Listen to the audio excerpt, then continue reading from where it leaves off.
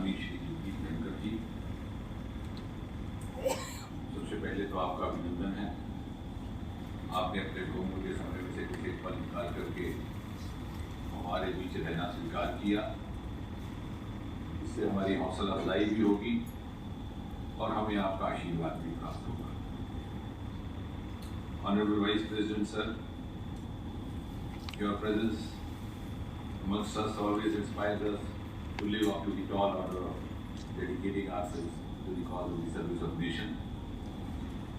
And the words of wisdom that you shared with us during the last general body meeting last year continue to guide us till this day. And I'm sure the advice, the counsel that we receive from you today will also help us grow wiser than before. Amongst us, the Director General of iipa, Mr. Tripathi, whom you heard just now, an extremely committed Director General, full of passion, consistently and very diligently working to reorient iipa according to the norms of the contemporary times and contemporary requirements. And I think we owe to credit him and his team for having extended the activities of iipa across the country and having actually given it a pan-India presence and visibility. Also making iipa the worthy of its rich legacy, and personally for having accepted my request, which I made rather hesitantly, of opening up the membership of iipa to all and not confining it only to the superannuated ones. So I thought we were not looking for a retired officers club, and in order to give the reflection of a nation which has more than 70% population below the age of 40, and I'm glad now the membership extends up to the lowest, the junior most fresh probationers in the form of assistant secretaries. Registrar Amitabh Bachchan, who just now spoke, very hard working. Many are smiling because I called him Bachchan. I wish his parents had named him that. And you can understand how impressed are all of us that we, even by default, we call him what he should be known as. That means that speaks of his popularity among the fraternity.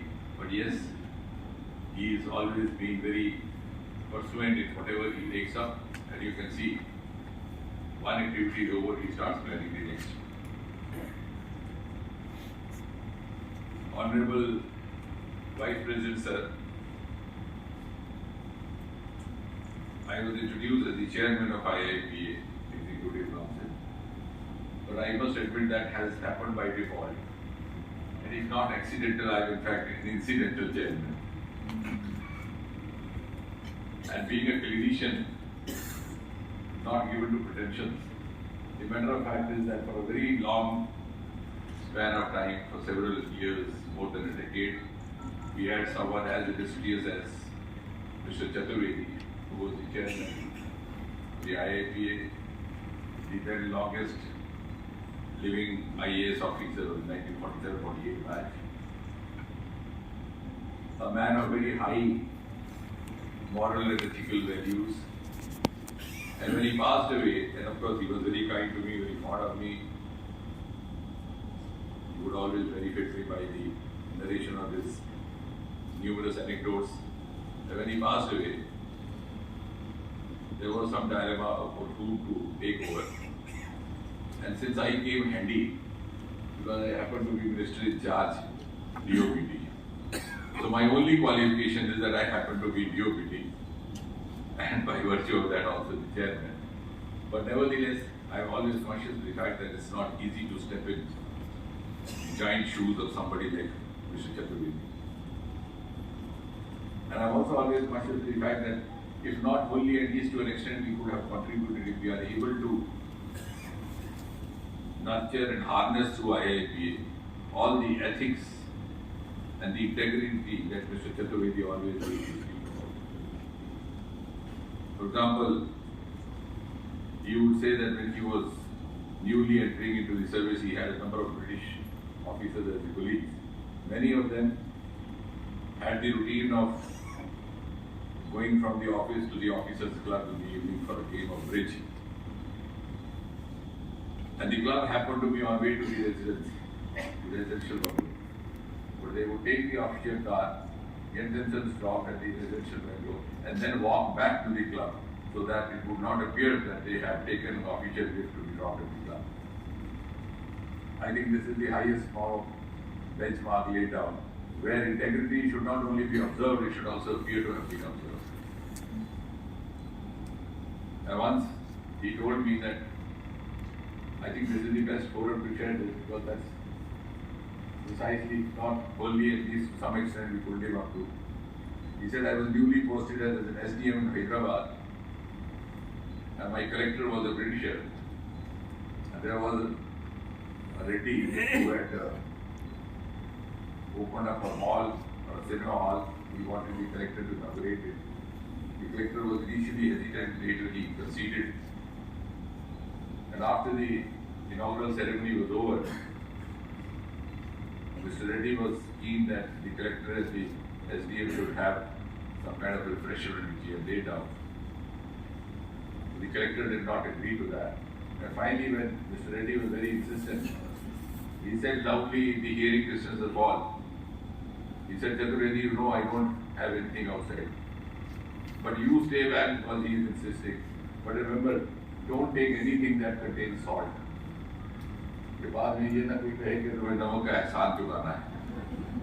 So don't come back home with any kind of conscious or subconscious obligation. So I don't know whether we can actually, because sometimes when you talk of all these stories, it sounds something like out of the world, if you say so today. But nevertheless, I think it's important for us, as I said, even though I am there incidentally, but I hope I would be able to share some of the consciousness that lays behind this IIPA. IIPA is one of the oldest institutions of the government of India, set up in the early 1950s, and among its architects were the then Rashtrapati, Dr. Rajendra Singh, in whose name we have introduced a lecture just for 2 years back, and the Uprashtrapati, the then Uprashtrapati, Dr. Sarvapalli Radhakrishnan. Also, incidentally, we are observing this every year on the day which is associated with Sardar Patel. And Sardar Patel also had an association with IIP in the sense that he is known to be one of the architects of the IAS, which was in a way, to an extent, a reincarnation of the Indian civil services. And he was also the one who, for the first time, addressed the civil service program as Home Minister, because in those days DOPT was part of the Home Ministry. So we have a deep relationship with the heritage of Sardar Patel, and IIPA was mandated to impart training, to ensure upgrading, and also to create programs or design programs for capacity building at different levels. And I am glad that under the leadership of Mr. Chaturvedi, IIPA has extended its activities both horizontally as well as vertically. When I say horizontally, I mean to say that earlier on it was confined only to the training of officers. Now they are also training the PRIs, they are also training the officers from the forces, because now we are in an integrated governance mode. We have joint command here in the emergency affected area. And when I say vertically, I mean that they have gone down up to the ASOs. They are now also training the section officers, and of course the newly passed out probationers from the Masuri Academy. At the same time, what gratifies me is that in the last 2-3 years they have been instrumental in integrating all the other institutions which had a similar mandate or similar agenda to a lesser or bigger extent. They are now in a close association with the newly constituted Capacity Building Commission, also with the Department of Administrative Reforms in the Ministry of Personnel, the Masuri Academy of course, and the autonomous training institutes across the country. So their reach out has increased, which is I think in keeping with the vision of Prime Minister Narendra Modi and also with the requirement of the times that we live in. Amongst the newer initiatives that have been initiated or undertaken by this ministry, directly inspired at the behest of Prime Minister Modi, is one called Mission Karma Yogi, which is meant to give an institutionalized capacity building option to the officers. Because Masuri teaches us to carry forward the writ of authority, rightly so, Sarkar ka Iqbal. But then what happens? I am appointed as health secretary overnight. Next morning, I feel like pretending that I can write a prescription better than a doctor. The next day, I am posted as agriculture secretary. So I feel like behaving like a farmer. I am not grudging that because that's part of the training, because after all you have to command them. But here we have given them a scientific module which actually enables you to develop that confidence of being so. So you can continuously train yourself, upgrade yourself, and also reorient yourself with the new responsibility that you are taking, whether out of empanelment or promotion or a change of posting or a transfer. And now, of course, we have also introduced Mission Karma Yogi Prarambha in the Rozgar Melas. If you have observed, we are offering that module to every new entrant into the government service, not only limiting only to the civil service, so that we have a scientific method of upgrading ourselves or orienting ourselves. And why I am saying so here also is that this is an occasion to compliment the iipa. In the last 2-3 years, they have been very closely associating themselves with the Prime Minister's newer initiative, the Mission Karma Yogi, being in a single sense the harbinger of the dictum shift from rule to role. So you are no longer confining yourself to the rule book. You have the rule at the back of your mind, but you are also martial law performing your role to the optimum extent. IIPA has, to be precise, contributed more than 500 videos on the iGod and the YouTube. I think that needs to be clapped so that the DGP will encourage. It's not very much. And this is the first time IIPA has actively associated itself with one of the flagship programs in governance led by Prime Minister Modi. For that, I also need to compliment the entire faculty who prepared the curriculum, the communication team, which designed and choreographed. So we have these videos of the iGod platform as well as in the form of YouTube. They have associated very closely with the Administrative Reforms Department and are now an important component of the regional conferences that we have undertaken across the country. And also we preparing documentation of the Rozgar Melas undertaken by Prime Minister. So what I am trying to say is the IIPA is no longer confined to the four walls in which you are sitting. It is now contributing hugely to the activities of the Department of Personnel as a whole. IIPA branches across the country, beginning from Jammu up to Maharashtra. You have senior person sitting over here. And also therefore taking up the role and the challenge of being the torchbearer of Prime Minister's vision for governance, which is that of transparency, accountability, citizen centricity. And I think all that is now in today's time and age driven by technology, and how best to live up to that is also through the new technologies being lived up to by IIP and all its associates. We have to brief at least at three levels under the Prime Minister Modi in the last 9 or 10 years, undertaken some path-breaking initiatives. For example, in the recruitment process, we tried to provide a level playing field. We did away with the interviews. Now we are having SSC exam in 13 languages. When Mr. Sharma was there, it was just about in 2 languages. But we are gradually now expanded into 13 languages, and I think in the time to come, we look forward to have it in all the 22 Indian languages of the 8th schedule, so that nobody suffers disadvantage on account of the language barriers. And there again, technology is an important tool. We have fast-tracked the entire examination process.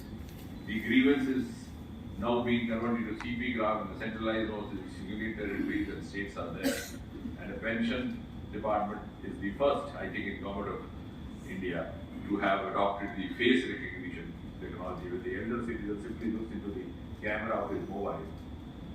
His photograph, his iris gets authenticated through his Aadhaar number, and it in less than 60 seconds, the banker receives the authentication of his being alive.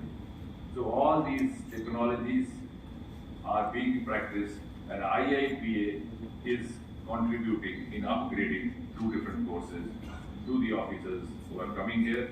And I'm glad to know that iipa therefore can be described as a catalyst instrument in helping us to ensure the widespread use of these modern tools through capacity building, through education, through awareness at every level of governance. And before I conclude, now is the time for all of us to visualize iipa in the times to come.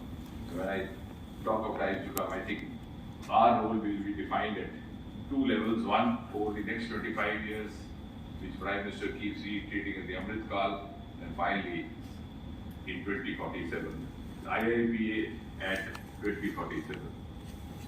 And therefore, our focus would be the capacity building of the younger lot, which we've already started. The Assistant Secretary is one such experiment, because these are the functionaries who are going to carry forward the vision and the agenda of Viksit Bharat over the next 25 years, and are going to be known as the architects of Century India 2047.